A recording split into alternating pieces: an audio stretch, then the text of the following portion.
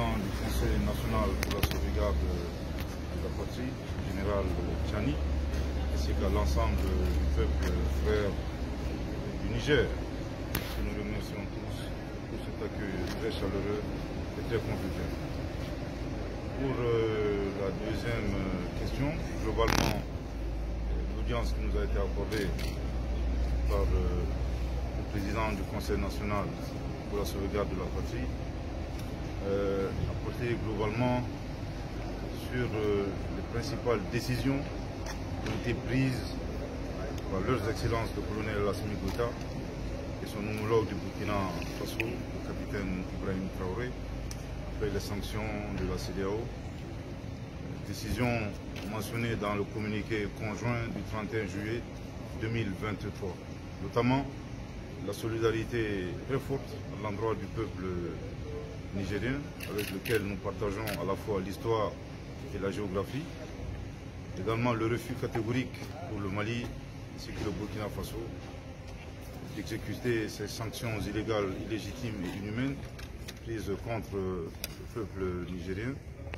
Et enfin, le plus important, c'est réitérer la participation active, effective et pleine du Mali et du Burkina Faso aux opérations de légitime défense en cas d'agression de la CEDEAO contre le Niger. Je tiens ici à le préciser que toute intervention militaire contre la souveraineté d'un pays, sans le consentement de ses autorités, ne représente autre chose qu'une agression. Bien entendu, l'agression que le Burkina Faso et le Mali rejettent catégoriquement. Nous avons réitéré, bien entendu, la décision du président Goïta, du président Traoré, de participer pleinement aux opérations de légitime défense aux côtés des forces de défense et de sécurité du Niger.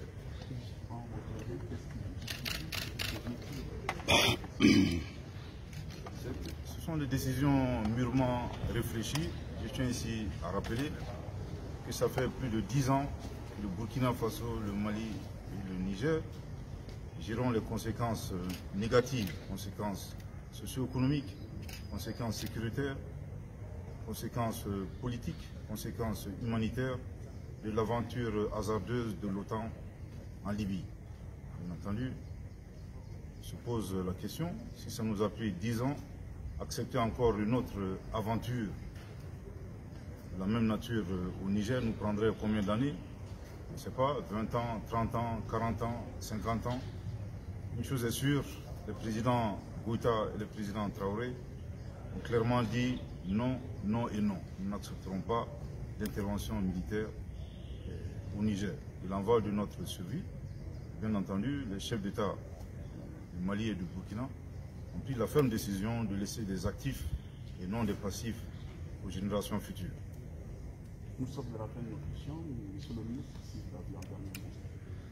Dernier mot tout d'abord à l'endroit de la CEDEAO, nous avons deux messages. Le premier message, que nous leur demandons très clairement de cesser d'affamer nos peuples. Nous n'avons pas besoin de sanctions. Je pense qu'il y a énormément accès de souffrance que nos populations traversent.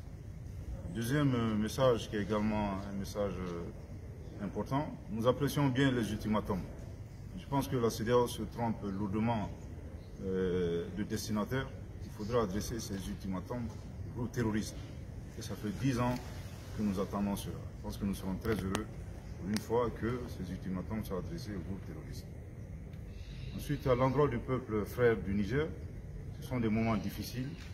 Le Mali et le Burkina Faso ont traversé des épreuves similaires. Nous tenons à leur assurer très fermement de notre soutien et de notre solidarité. Et restons résilients et stoïques, pour reprendre les propos de son Excellence le colonel Assimi Goïta. Tout ce qui est substantiel et positif ne peut s'obtenir dans la facilité. S'il plaît à Dieu, nous vaincrons. Merci, monsieur.